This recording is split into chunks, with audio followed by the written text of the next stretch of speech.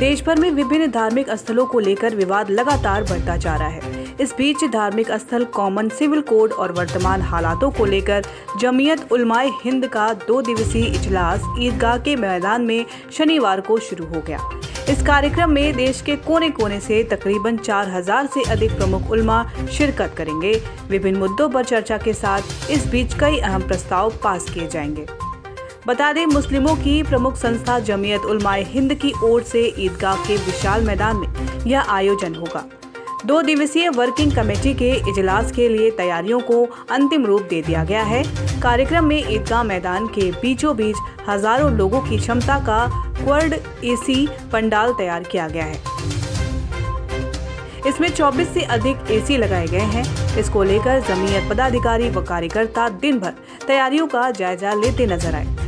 माना जा रहा है कि इस दौरान देश के मौजूदा हालात, ज्ञानवापी मस्जिद, देश के विभिन्न धार्मिक स्थलों को लेकर बढ़ रहे विवाद, मुस्लिम वक्फ और मुस्लिम की शिक्षा को लेकर कई अहम प्रस्ताव पारित होंगे।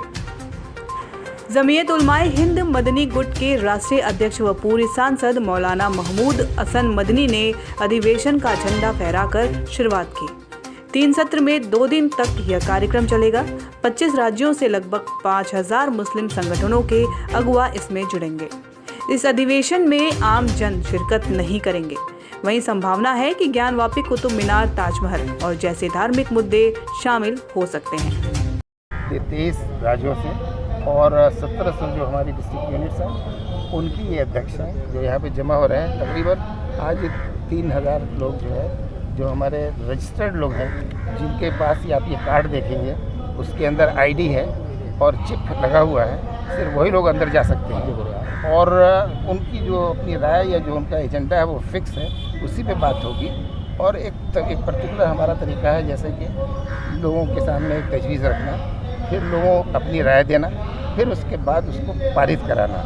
अगर वो पास हो जाता है तो फिर हम उसे पब्लिक में आम करते हैं। खुला हुआ अधिवेशन है, आप सब लोगों को देखने, कवर करने और जानने की इजाज़त है। कुछ छिपा के नहीं हो रहा है, कुछ ढक। इस बैठक में देश के मौजूदा हालात और ज्ञानवापी समेत विभिन्न धार्मिक स्थलों को लेकर बढ़ रहे विवाद, कॉमन सिविल कोड, मुस्लिम वक्फ एवं मुस्लिमों की शिक्षा आदि पर विशेष चर्चा होगी।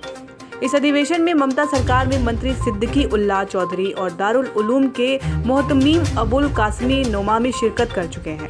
यहाँ पर एक कंपनी पीएससी, 3 पुलिस निरीक्षक, 10 उप निरीक्षक, 6 महिला कांस्टेबल और 40 सिपाहियों की तैनाती की गई है। 3 सत्रों में कई मुद्दों पर चर्चा होगी।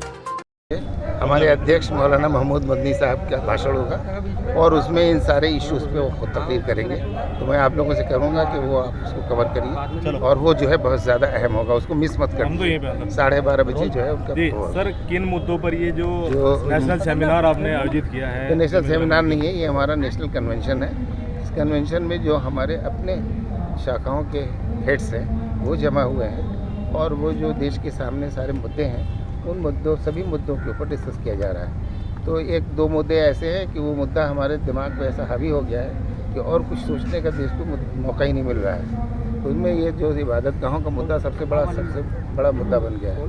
हालांकि ये सबसे बड़ा मुद्दा है नहीं, इसे बनाया जा रहा है। तो सबसे पहले ये लोगों को बताना है कि भाई आप इसमें फंस करके आपकी जो असल सवालात हैं उनको मत भूल जाइए, उनके ऊपर काम करिए, उन पर बात करिए। तो एक तो ये मुद्दा रहा। दूसरे ये कि नफ़रत और दावत, ये धर्म संसद, ये दूसरे मज़हब के लोगों को गालियाँ देना, ये कहना कि इनको हम तलवार से मुकाबला करेंगे, इनको कत्ल कर देंगे, ये लोग, बहुत सारे लोग डराने की कोशिश कर रहे हैं। इतनी बड़ी कौम है, डर जाएगी क्या?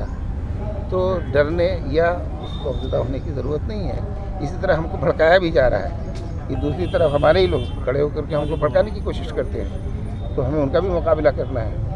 तो दोनों तरफ से हमारे ऊपर यलगार है, डराने वालों की और भड़काने वालों की। देवबंद से खिलेंद्र गांधी की रिपोर्ट।